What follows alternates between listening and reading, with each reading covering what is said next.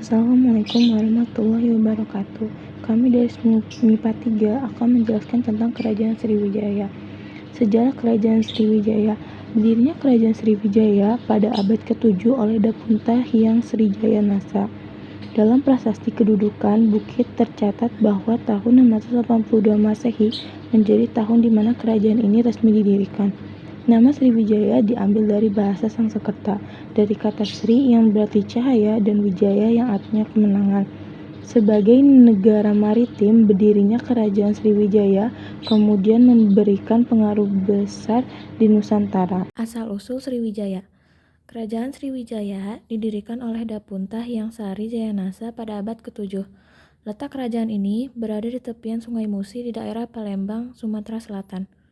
Kerajaan Sriwijaya adalah kerajaan bercorak Buddha yang masa kejayaannya diraih pada masa pemerintahan Raja Balaputradewa. Nama Sriwijaya berasal dari bahasa Sanskerta, berasal dari kata Sri yang artinya bercahaya dan Wijaya yang artinya kemenangan. Puncak Jayaan Sriwijaya. 2 abad setelah didirikan, tepatnya pada abad ke-9, di bawah kepemimpinan Raja Balaputradewa, Kerajaan Sriwijaya mencapai masa keemasan. Balaputradewa merupakan anak dari Samaratungga, Raja Mataram kuno yang masih turunan dinasti Sailendra. Ayahnya dikenal sebagai pendiri Candi Borobudur yang kini menjadi candi Buddha terbesar di dunia. Pengaruh Kerajaan Sriwijaya di bawah kepemimpinan Balaputradewa meluas dari menguasai perdagangan di jalur utama Selat Malaka hingga ke Kamboja, Thailand Selatan, Semenanjung Malaya, Sumatera, dan sebagian Pulau Jawa. Dari segi penyebaran agama, Kerajaan Sriwijaya juga menjadi pusat agama Buddha Mahayana di Asia Tenggara. Dalam masa kejayaan, Kerajaan Sriwijaya pernah dipimpin oleh raja-raja yang karismatik dan terkenal dalam sejarah hingga saat ini. Setelah raja pertama, Dapunta Hyang Srijayansa, raja tersebut adalah Sri Indrawarman.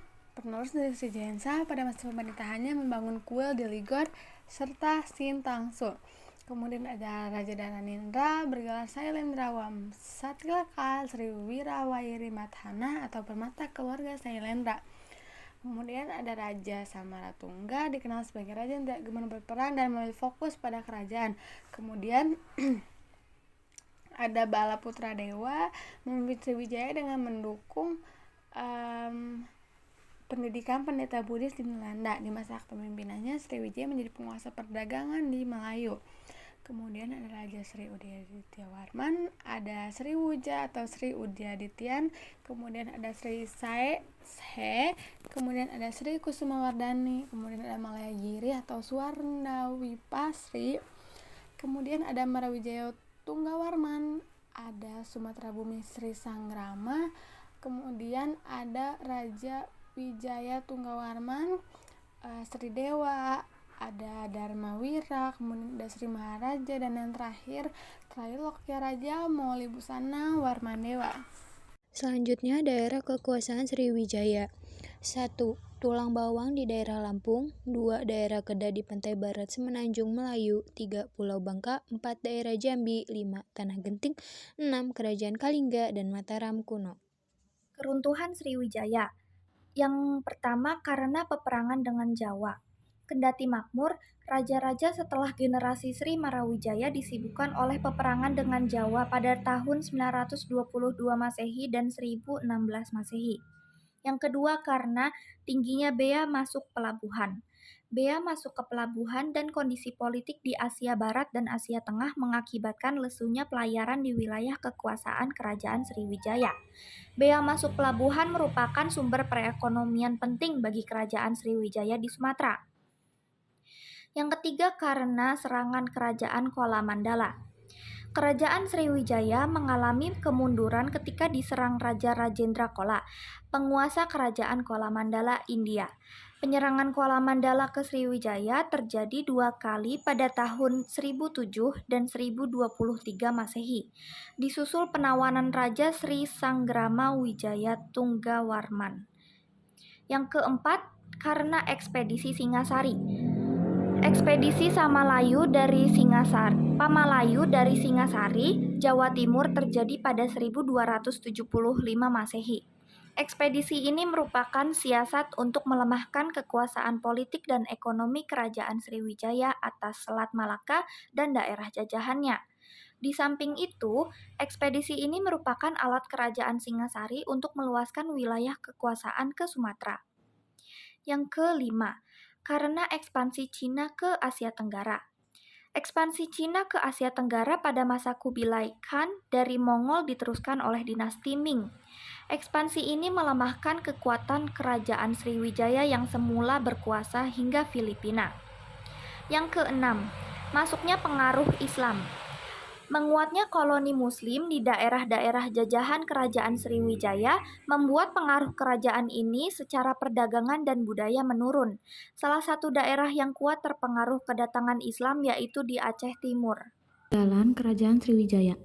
Yang pertama ada Prasasti Kedukan Bukit. Prasasti ini ditemukan di tepi Sungai Batang, Kedukan Bukit, Palembang dengan angka tahun 683 Masehi dengan huruf Palawa dan bahasa Sanskerta. Isinya mengungkap mengenai Dapunta Hyang yang menaiki perahu mengambil Sidayatra dan cerita tentang kemenangan Sriwijaya. Yang kedua ada Prasasti Talang Tuo. Prasasti ini ditemukan pada tanggal 17 November tahun 1920 oleh Louis. Pada prasasti ini tertulis angka yang menunjukkan tahun 606 Saka atau 23 Maret 684 Masehi. Itu artinya prasasti ini berasal dari era Jayanasa. Prasasti ini berisi doa Buddha Mahayana dan cerita tentang pembangunan taman oleh Sri Jayanasa. Yang ketiga ada Prasasti Telaga Batu.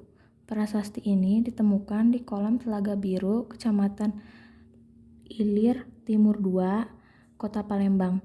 Isinya berupa kutukan bagi orang-orang jahat di Kerajaan Sriwijaya. Berikut beberapa foto prasasti peninggalan Kerajaan Sriwijaya. Selanjutnya, Candi Peninggalan Kerajaan Sriwijaya. Yang pertama, Candi Muara Jambi. Candi ini merupakan candi pertama peninggalan Kerajaan Sriwijaya. Candi ini didirikan antara abad 7 hingga abad 12 Masehi. Yang kedua, Candi Muara Takus. Dalam candi ini ada beberapa bangunan candi, yaitu Candi Sulung, Candi Bungsu, Mahligai, Stupa, dan Palangka. Yang ketiga, Candi Biaro Bahal. Terletak di Desa Bahal, Kecamatan Padangbola, Kabupaten Tapanuli, Selatan Sumatera Utara. Menariknya tidak diketahui secara pasti apakah candi peninggalan Kerajaan Sriwijaya ini merupakan candi Hindu atau Buddha.